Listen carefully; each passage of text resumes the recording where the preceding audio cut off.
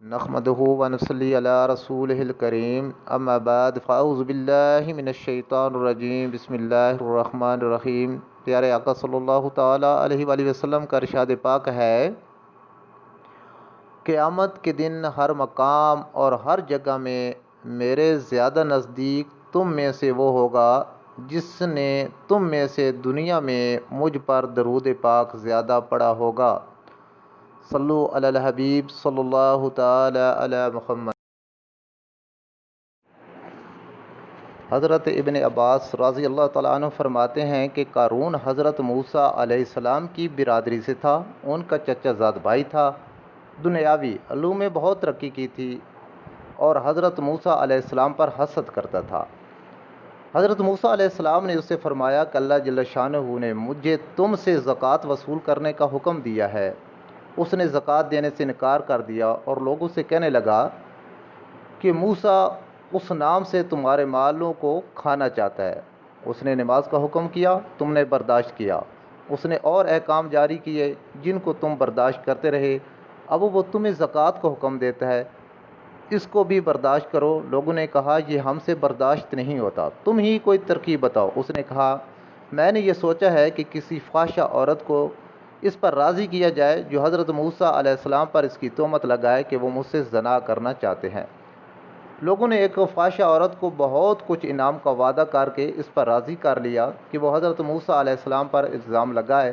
اس کے راضی ہونے پر قارون حضرت موسیٰ علیہ السلام کے پاس گیا اور ان سے کہا کہ اللہ تعالیٰ نے جو احکام آپ کو دیے ہیں وہ بنی اسرائیل کو سب کو جمع کر کے سنا دیجیے۔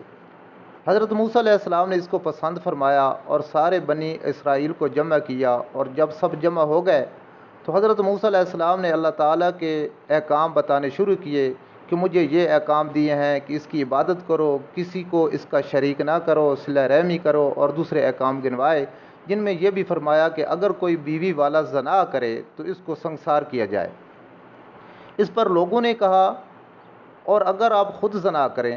حضرت موسیٰ علیہ السلام نے فرمایا اگر میں زنا کروں تو مجھے بھی سنسار کیا جائے۔ لوگوں نے کہا کہ آپ نے زنا کیا ہے۔ حضرت موسیٰ علیہ السلام نے تعجب سے فرمایا کہ میں نے؟ لوگوں نے کہا جی ہاں آپ نے، اور یہ کہہ کر اس عورت کو بلا کر اسے پوچھا کہ تو نے حضرت موسیٰ علیہ السلام کے متعلق کیا کہتی ہے؟ حضرت موسیٰ علیہ السلام نے بھی اس کو قسم دے کر فرمایا کہ تو کیا کہتی ہے؟ اس عورت نے کہا جب آپ قسم دیتے ہیں تو بات یہ ہے کہ ان لوگوں نے مجھ سے اتنے انعام کا وعدہ کیا ہے کہ میں آپ پر الزام لگاؤں، آپ اس الزام سے بالکل بری ہیں۔ یہ سن کر حضرت موسیٰ علیہ السلام روتے ہوئے سجدہ میں گر گئے۔ اللہ جل شانہ کی طرف سے سجدہ ہی میں وحی ہے کہ رونے کی کیا بات ہے؟ تمہیں ان لوگوں کو سزا دینے کے لیے ہم نے زمین پر تسلط دے دیا، تم جو چاہو ان کے متعلق زمین کو حکم دو۔ حضرت موسیٰ علیہ السلام نے سجدہ سے سر اٹھایا اور زمین کو حکم فرمایا کہ ان کو نگل جا۔ اس نے ایڑیوں تک نگلا تھا کہ وہ عاجزی سے حضرت موسیٰ علیہ السلام کو پکارنے لگے۔ حضرت موسیٰ علیہ السلام نے پھر حکم فرمایا کہ ان کو دھنسا دے، حتیٰ کہ وہ لوگ گردن تک دھنس گئے۔ پھر بہت زور سے وہ حضرت موسیٰ علیہ السلام کو پکارتے رہے۔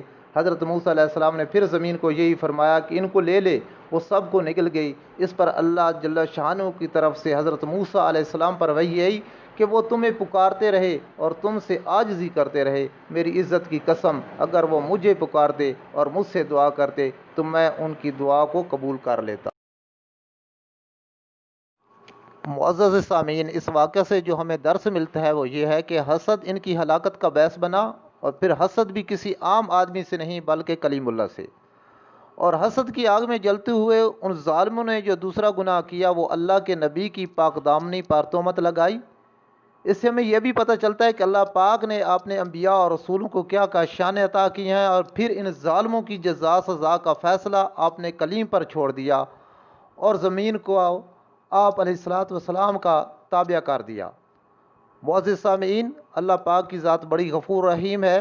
اس کے پاس گناہ کر کے سچے دل سے توبہ کرے تو وہ معاف فرما دیتا ہے۔ ہم کتنے خوش نصیب ہیں کہ اس نبی صلی اللہ علیہ وآلہ وسلم کی امت سے ہیں جو دونوں جہانوں کے لیے رحمت ہیں۔ اپنے پیارے نبی صلی اللہ علیہ وسلم کے بتائے ہوئے راستے یعنی شریعت مطہرہ پر عمل کر کے دنیا و آخرت میں کامیابی حاصل کر سکتے ہیں۔ اللہ پاک ہمیں عمل کی توفیق عطا فرمائے۔ وما علینا الا البلاغ المبین۔